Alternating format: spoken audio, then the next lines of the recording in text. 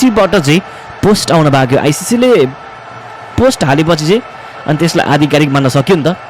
अङ्क तालिका माग्दै हुनुहुन्छ। अङ्क तालिका तपाईँको लागि स्क्रिनमा रहेको छ। आजको खेलपछि अघि हामीले जुन खेल हेऱ्यौँ कर्णाली र लुम्बिनीको, त्यो खेल अगाडि चाहिँ लुम्बिनीको टिम नम्बर 3 मा थियो र कर्णालीको टिम नम्बर 6 मा थियो। लुम्बिनी नम्बर 3 मा कर्णाली नम्बर 6 मा थियो। तर अहिले भने ठ्याक्कै दुईटा टोलीले आफ्नो स्थानलाई बदलेको छ। 3 नम्बर रहेको लुम्बिनी गएको 6 नम्बरमा, जुन ठाउँ थियो कर्णालीको, र 6 नम्बर रहेको कर्णालीको टिम गएको छ 3 नम्बरमा, जुन ठाउँ थियो लुम्बिनीको। र यस कारणले गर्दाखेरि दुई टोलीले ठाउँ परिवर्तन गर्न पुग्यो।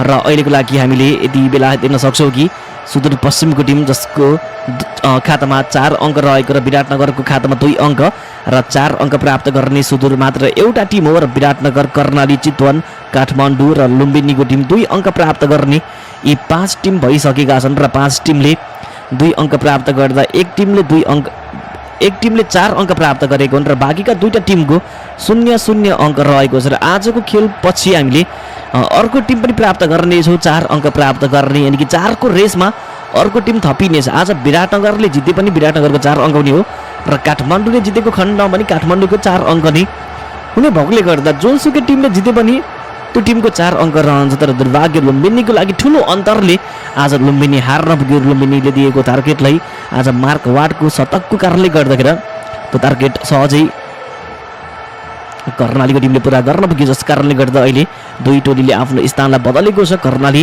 नम्बर 3 मा उक्लिएको, नम्बर 6 मा झरेको छ लुम्बिनीको टिम। र पोइन्ट्स टेबलमा तपाईँहरूले सुदूरको टिमको अग्रता रहेको देख्नुहुन्छ भने अब विराटनगरले जित्यो भने फेरि विराटनगर नम्बर 1 मा जान्छ, सुदूर नम्बर 2 मा झर्छ। काठमाडौँले जितेको खण्डमा कतिको अन्तरले जित्छ, नेट ननेट भन्ने कुराहरू फरक पर्छ नि, त्यो छँदैछ। र आज खेलमा काठमाडौँको टिमले सुरुमा ब्याटिङ गर्दैछ र यता विराटनगरको टिम सुरुमा बलिङ गर्दैछ। हामीलाई श्री पुनले यति बेला 15,000 कोरियन वनको सुपर च्याट हामीलाई पठाउनु भएको रहेछ। धन्यवाद दिन चाहन्छु। उहाँ एकदमै ठुलो सन्दीप लामिछानेको फ्यान। लास्ट टाइम उहाँले 15,000 रुपियाँ सन्दीपको एउटा विकेट बराबर दिनुभएको थियो हामीलाई श्री पुनले। र कमन स्यान्डी 25 भन्दै हुनुहुन्छ हामीलाई कोरियाबाट 15,000 कोरियन वनको सुपर च्याट पठाउनु भएको रहेछ। श्री पुनलाई धन्यवाद दिन चाहन्छु यो सुपर च्याटका लागि। र अब खेल सुरु हुनको लागि मात्र केही मिनटको समय छ बाँकी। विराटनगरको टिम जो ग्रुप टेबलको नम्बर 2 मा राजधानीको टिमसँग पूर्वी टिम यति बेला विराटनगरले आज खेलमा प्रतिस्पर्धा गर्दैछ। र तपाईँहरूलाई म बताउन चाहन्छु कि विराटनगरले कोशी प्रदेशलाई प्रतिनिधित्व गरिरहेको भने यता राजधानीको प्रतिनिधित्वमा काठमाडौँ गोर्खाको टिम रहेको छ। र यी दुई टोलीहरूले आजको भिडन्तमा एक आपसमा आम्ने सामने गर्दा एकतिर हुन्छन् करण केसी र अर्कोतिर रहनेछन् सन्दीप लामिछाने। आज पूर्वको टिमले राजधानीको टिमलाई जित्ला कि राजधानीको टिमले पूर्वी टिमलाई शान्त पार्ला त्यो भने समयले बताउँछ। तर टस जितेर यति बेला विराटनगरको टिम सन्दीप लामिछानेले सुरुमा बलिङ गर्ने फैसला लिएको हुन् र टिममा परिवर्तन कुनै पनि गरेन। सुदूरमा मलाई यति बेला विराटनगरको टिमले र विराटनगरले कुनै पनि परिवर्तन नगरिकन आफ्नो लाइनअपलाई सेम राख्न पुग्यो, जहाँ तपाईँहरूले टिममा लोकेश बहादुर बम, यसै गरी जर्ज मुन्से र मार्टिन कप्तिल, शुभम रान्जाने, यसै गरी बसिर अहमद, नारायण जोशी, प्रतीश जीसी, नरेन भट्ट, मर्च्यान्ट डी लाङ्गे, सूर्य तामाङ र सन्दीप लामिछाने।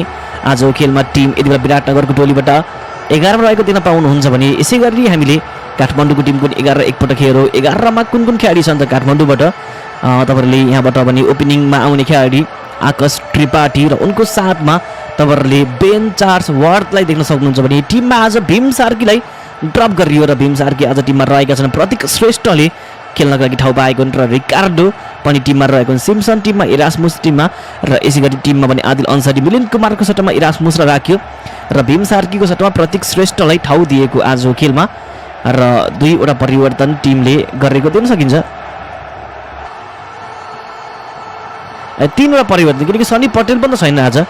सनी पटेलको सट्टामा चाहिँ रिकार्डो, मैले अघि रिकार्डोलाई अगाडि खेलाएको थियो तर सनी पटेललाई चाहिँ खेलाएको थियो, त्यहाँ अलिकति कन्फ्युज भएको थियो म पनि। तर सनी पटेल चाहिँ खेलाएको थियो यस अगाडि र रिकार्डो यति बेला सनी पटेलको ठाउँमा र मिलिन कुमारको ठाउँमा इरास्मुसलाई टिमले खेलाउने निर्णय गरेसँगै टिममा आदिल अन्सारी, सन्तोष यादव, करण केसी र राशिद खान र साहब आलम रहेको यो टिममा। यो टिमले आज खेलमा सुरुमा ब्याटिङ गर्नुपर्ने भएको छ। हामीलाई SWBWले यति बेला 20 रुपिसको सुपर च्याट पठाउनु भएको रहेछ, धन्यवाद दिन चाहन्छु यो सुपर च्याटको लागि।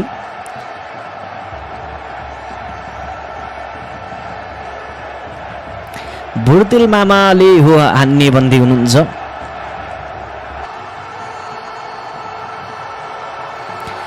एसोसिएट टोटल 8 टिम भनेपछि 4वटा ग्रुपमा 2-2वटा हुनुपर्ने र एसके भन्दै एसके दाइ भन्दै हुन्छ।